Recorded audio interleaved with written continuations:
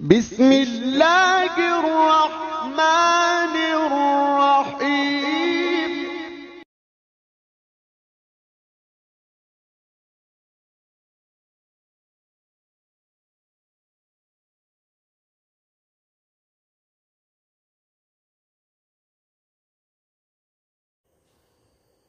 السلام عليكم ورحمة الله وبركاته.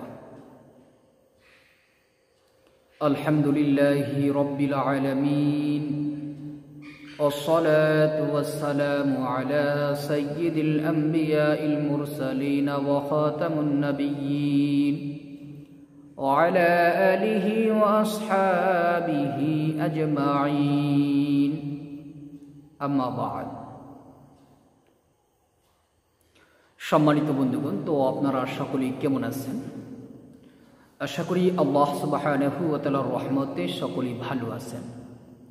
আমিও আল্লাহ সুবহানাহু ওয়া তাআলার রহমতে খুবই ভালো আছি, আলহামদুলিল্লাহ। সম্মানিত বন্ধুগণ, তো আজকে একটি বিষয় নিয়ে আসলাম আপনাদের মাঝে। কয়েকজন ব্যক্তি আমাকে এই বিষয়ে SMS করেছেন যে রমজানে যে আমরা তারাবি পড়ি সুন্নতে মুআক্কাদা, এই নামাজটা আমরা কিভাবে পড়ব, অর্থাৎ সূরা তারাবি আমরা যেটাকে বলি। আমরা যারা অনেক সময় জামাতের সাথে নামাজ পড়তে পারি না, একা একা বাড়িতে পড়ি, তো আমরা কিভাবে এই সূরা তারাবিটা কিভাবে আমরা আদায় করব, এটা একটা কিন্তু জরুরি একটি বিষয়। এটা লজ্জার বিষয় না। আমরা অনেকে আছি বিভিন্ন যে মাসআলাগুলি আমাদের জন্য জরুরি, এই সমস্ত মাসআলাগুলি কিন্তু আমরা জানি না। এই জন্য আপনাদের মাঝে আজকে এই বিষয়টি নিয়ে আসা, যারা জানি না তারা যেন জানতে পারে। জি, তারাবির নামাজ হইতেছে সুন্নতে মুআক্কাদা। এই নামাজটি 2 রাকাত করে পড়তে হয়। তারাবির নামাজটা 2 রাকাত করে পড়তে হয়। এশার নামাজ, ফরজ নামাজ আদায় করার পরে এরপরে 2 রাকাত সুন্নত নামাজ আদায় করবেন। এরপরে আপনি তারাবির নামাজ শুরু করে দিবেন। তারাবির নামাজে কি নিয়ত করব, এটাও কিন্তু একটি প্রশ্ন। আমরা অনেকেই মনে করি যে এই যে নাওয়াইতু আরবিতে যে নিয়তগুলো করে, এগুলো মনে বাধ্যতামূলক বা পড়তেই হবে এরকম। জি না, এরকম না। আপনি অন্তরে বা মুখে মুখে নিয়ত করবেন যে আমি কিবলামুখী হয়ে তারাবির নামাজ 2 রাকাত তারাবির নামাজ সুন্নতে মুআক্কাদার নামাজ আদায় করতেছি। আল্লাহু আকবার। শুধু যদি এতটুকুই নিয়ত থাকে যে আমি তারাবির নামাজ আদায় করতেছি, যথেষ্ট। আশা করি বুঝাইতে পারছি। এর জন্য আলাদাভাবে কোনো নিয়ত আপনার মুখস্থ করার প্রয়োজন নেই। এরপর হইতেছে আমরা কোন কোন সূরাগুলি পড়ব, কোন সূরাগুলি পড়ব। জি, আমরা অন্য নামাজ যেভাবে পড়ি, প্রথমে সূরাতুল ফাতিহা পাঠ করি, এরপরে সাথে আরেকটি সূরা মিলাই, এরপরে আমরা কিন্তু রুকুতে চলে যাই, সিজদা চলে যাই, আবার দ্বিতীয় রাকাতে সূরাতুল ফাতিহা পড়ি, আরেকটি সূরা মিলাই। ঠিক তারাবির নামাজটা এইভাবেই পড়তে হয়। তবে আমরা অনেকেই বেশি সূরা জানি, অনেকে কম সূরা জানি। যারা কম সূরা জানি, তো তাদের ব্যাপারে তো কোনো কথাই নেই। আপনি সিরিয়ালকৃতভাবে, যেমন আপনি 4টা সূরা জানেন, সাধারণ ধরেন 4টা সূরা জানেন। কি সূরা? ধরেন সূরা লাহাব, সূরা ইখলাস, সূরা ফালাক, সূরা নাস। তো আপনি কি করবেন? প্রথম রাকাতে, অর্থাৎ 2 রাকাত করে, তো প্রথম রাকাতে আপনি কি করবেন? আলহামদু সূরা পড়বেন। এরপরে আপনি সূরা লাহাব পড়বেন, প্রথম রাকাত শেষ। দ্বিতীয় রাকাতে যাবেন, এরপরে সূরাতুল ফাতিহা পড়বেন, সূরা ইখলাস পড়বেন। আপনার 2 রাকাত হয়ে গেল। আবার যখন 2 রাকাত শুরু করবেন, প্রথমে আলহামদু সূরার পরে আপনি সূরাতুল ফালাক পড়লেন, দ্বিতীয় রাকাতে আলহামদু সূরার পরে আপনি সূরা নাস পড়লেন, আবার 2 রাকাত শেষ হয়ে গেল। আবার যখন 2 রাকাত শুরু করবেন, আবার আপনি সূরা লাহাব পড়লেন, দ্বিতীয় রাকাতে সূরা ইখলাস পড়লেন। এইভাবে আপনি নামাজটা আদায় করে যাবেন। আর যারা মোটামুটি আমরা আরও বেশি সূরা জানি, ধরেন 10টা সূরা জানি, তো আমরা অনেকেই কী করি, কেউ আমরা 3 কুল দিয়ে। আমি এক ভদ্রলোক আজকে আমাকে যিনি প্রশ্ন করেছেন, তো উনি বললেন আমাকে এভাবে যে আমি আলহামদু সূরার পরে প্রথমে 5 বার সূরা ইখলাস পড়ি, কুল হাল্লা পড়ি, দ্বিতীয় রাকাতে আলহামদু সূরার পরে 3 বার সূরা ইখলাস পড়ি। এইভাবে নামাজটা আদায় করতেছেন। যে এভাবে না করে আমরা এইভাবেই করি। আমি যেভাবে বললাম, যারা কম সূরা জানেন তারা এইভাবে করবেন, আর যারা বেশি সূরা জানি তো তারা কি করব, প্রথমে আলহামদু সূরা পড়ব, সূরার পরে আমরা প্রথম রাকাতে কথা বলতেছি, প্রথম রাকাতে আলহামদু সূরা পড়ব, এরপরে সূরাতুল ফিল, যারা 10টি সূরা জানি, কমাস কম 10টি সূরা জানি, তা তো সূরা ফিল পর্যন্ত মুখস্থ আছে, তো সূরা ফিল পড়ব, এরপর দ্বিতীয় রাকাতে আলহামদু সূরার পরে সূরা কুরাইশ পড়ব। এভাবে সিরিয়ালভাবে আমরা তেলাওয়াত করব। দেখা গেছে 10টি সূরা দিয়ে আমি 10 রাকাত নামাজ আদায় হয়ে গেল, আবার আমি প্রথম থেকে শুরু করব, আবার 10 রাকাত নামাজ আদায় করব, এভাবে 20 রাকাত আমার নামাজ আদায় হয়ে যাইতেছে। অনেকে বলতে পারেন যে না, আমি যদি 2 সূরা দিয়ে সব নামাজ শেষ করি তাহলে কি নামাজ হবে না? জি হবে, কিন্তু আপনি এই 10টি সূরা মুখস্থ আছে, এই 10টি সূরাই যদি আপনি নামাজের মধ্যে পড়েন তাতে কি ফায়দা হবে জানেন? আপনার বারবার পড়ার মাধ্যমে আপনার তেলাওয়াত মশক হয়ে গেল, যত বেশি তেলাওয়াত করবেন তো তত বেশি এই তেলাওয়াতটা আপনি ভুলবেন না, এই তেলাওয়াতটা আপনার অন্তরে গেঁথে যাবে। আমরা অনেকেই ছোটোকালে অনেক সূরা মুখস্থ করছি, পড়তে না পড়তে সূরাগুলো ভুলে গেছি, এরকম কিন্তু হয়ে যায়। তো আপনি যদি তারাবিতে যদি এই নিয়মিতভাবে সূরাগুলো তেলাওয়াত করেন তাহলে অটোমেটিকভাবে সূরাগুলো আপনার ভালো হিফজ হয়ে যাবে, ভালোভাবে মুখস্থ হয়ে যাবে, তো আপনি মোটামুটি আরেক বছর ভুলবেন না। এরপর আপনি আবার সামনের বছর তারাবি পড়বেন, এইভাবে পড়বেন, এভাবে তেলাওয়াতটা কি হবে, আপনার তেলাওয়াতটা বেশি তেলাওয়াত হয়ে যাবে, আপনার এটা ভুলার সম্ভাবনা নাই। এটা হলো আমি তেলাওয়াতের কথাগুলি বললাম। এবার আসুন আমরা আরেকটি জিনিস মনে করি যে তারাবির নামাজ যেহেতু 20 রাকাত 2 রাকাত করে পড়তে হয়, তো আমরা যখন 2 রাকাত নামাজ পড়ে বসি তো দুরূদ শরীফ পড়ি, এবং 4 রাকাত নামাজ হয়ে গেলে আমরা কি করি, একটি দোয়া পড়ি। দোয়াটি হইতেছে সুবহানাদিল মুলকি ওয়াল মালাকুতি সুবহানাদিল ইজ্জতি ওয়াল আযমাতি ওয়াল হাইবাতি ওয়াল কুদরতি ওয়াল কিবরিয়াই ওয়াল জাবারুত সুবহানাল মালিকিল হাইয়্যিল্লাযী লা ইয়ানামু ওয়া লা ইয়ামুতু আবাদান আবাদান সুবহুন কুদ্দুসুন রব্বুনা ওয়া রব্বুল মালাইকাতি ওয়ার রূহ। এই দোয়াটি আমরা অনেকেই জানি না, তো যারা জানি না তারা মনে করি যে এই দোয়াটি না পড়লে মনে হয় তারাবির নামাজ হবে না। এরকম না, আপনি যে কোনো দোয়াই করতে পারেন। এটা হলো 4 রাকাত নামাজের পরপর একটু বিরতি নিতে হয়, একটু সময় নিতে হয়। তো এই অল্প একটু সময়ের মধ্যে আপনি না বসে থাকি আপনি যে কোনো তসবিহ আপনি পাঠ করতে পারেন। সাপোজ ধরেন এই দোয়া আপনি পড়তে পারেন না, যারা এই দোয়া পড়তে পারেন পড়বেন, অনেক সুন্দর সুন্দর দোয়া আছে এই দোয়ার মধ্যে। আমরা তো অনেকেই বাংলা তর্জমা জানি না, এই দোয়াটার বাংলা অর্থ দেখবেন, অনেক সুন্দর সুন্দর দোয়া আছে যেটা বাংলা আমরা বুঝতে পারবো। তো যারা এই দোয়াটি পড়তে পারি না, আমরা যে কোনো দোয়া পড়তে পারি। আপনি ধরেন 4 রাকাত হয়ে গেল, আপনি তাসবিহ পাঠ করলেন সুবহানাল্লাহি ওয়া বিহামদিহি সুবহানাল্লাহিল আযীম পড়তে পারেন, অথবা যেটাই আপনার মুখস্থ আছে তাসবিহ সেটাই পড়তে পারেন।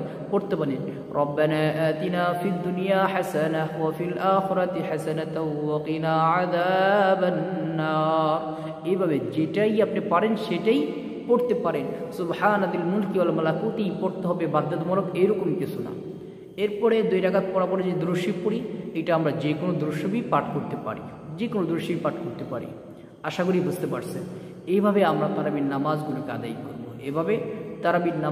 আদায় করব। এরপরে তারাবির নামাজ যখন 20 রাকাত শেষ হয়ে যাবে, তো শেষ হয়ে যাওয়ার পরে আমরা মনে করি তারাবির নামাজের শেষে একটি মোনাজাত আছে, যেটা নুরানি কায়দার মধ্যে, লাল কায়দার মধ্যে পাওয়া যায়। আমরা মনে করি ওইটাই মনে হয় তারাবির মোনাজাত, এটা পড়তেই হবে, এরকম কিছু না। আপনি দোয়া করবেন, মোনাজাত করবেন, মোনাজাত কোনো নির্ধারিত না, আপনি যে কোনো দোয়াই করতে পারেন মোনাজাতের মধ্যে, করতে পারেন। এরপরে বেতের পড়বেন 3 রাকাত। এইভাবে আপনি মাহে রমজান যে কদিন বাকি আছে প্রতিদিন তারাবিটা অবশ্যই আদায় করার চেষ্টা করবেন। আমরা অনেকেই এটাকে আমরা গুরুত্ব দিই না, সারাদিন রোজা রাখি, ইফতারি করার পরে শরীর ক্লান্ত হয়ে যায়, তো আমরা মনে করি যে তারাবিটা তো সুন্নতে মুআক্কাদা, এটা না পড়লেও চলে, মানে এরকম মনে করি। আসলে কিন্তু এরকম না। অনেক মাসআলা আছে, এই মাসআলাগুলি নিয়ে অনেকে তর্ক বিতর্ক করেন, এই জন্য বলতেছি না, আমি শুধু বোঝানোর জন্য বলতেছি। আমরা সকলেই জানি যে মাহে রমজান হইতেছে একটি মাস, এমন একটি মাস যেটা ইবাদতের মাস বলা যায়, তাই না? যেমন হাদিসের মধ্যে আছে, অন্যান্য মাসে ইবাদত করলে যে সওয়াব হয় তার চাইতে বহু গুণ বেশি সওয়াব আল্লাহ তাআলা মাহে রমজানে সওয়াব দান করে থাকেন। যেমন অন্যান্য মাসে আপনি যে সুন্নত নামাজগুলো আদায় করেন, যেমন ফজরের 2 রাকাত সুন্নত, এশারের জোহরের প্রথমে 4 রাকাত সুন্নত, শেষে 2 রাকাত সুন্নত, মাগরিবের শেষে 2 রাকাত সুন্নত, এশার নামাজের শেষে 2 রাকাত সুন্নত, এই যে সুন্নত নামাজগুলো আছে, রমজান মাসে যদি কেউ এই সুন্নত নামাজগুলো আদায় করে তো আল্লাহ তাআলা ফরজের সমতুল্য সওয়াব দান করবে। সুবহানাল্লাহ। অন্যান্য মাসে যদি সুন্নত নামাজ আদায় করি সুন্নতের সওয়াব, কিন্তু রমজান মাসে যদি সুন্নত নামাজগুলো আদায় করি তো আল্লাহ তাআলা ফরজের সমতুল্য সওয়াব আল্লাহ তাআলা দান করবে। আর রমজান মাসে যদি ফরজ আদায় করি, অন্যান্য মাসেও তো ফরজ আদায় করি, অন্যান্য মাসে ফরজ নামাজ আদায় করলে শুধু ফরজের সওয়াব দেওয়া হবে, আর রমজান মাসে ফরজ নামাজগুলো আদায় করার মাধ্যমে আল্লাহ সুবহানাহু ওয়া তাআলা বহু গুণে বৃদ্ধি করে দিবেন ফরজ নামাজের সওয়াবের আমলগুলো আমাদের আমল নামায় বহু গুণে বৃদ্ধি করে দিবেন। সুবহানাল্লাহ। এটা হলো ফজিলতের মাস। এরপরে আরও অনেক অনেক ফজিলত আছে, যদিও অনেক ফজিলতের কথাগুলো বলতে গেলে ভিডিও অনেক লম্বা হয়ে যাবে। এরপর বলতেছি কিছু কিছু ফজিলতের কথাগুলো বলতেছি যেটা আমরা সহজে বুঝতে পারবো।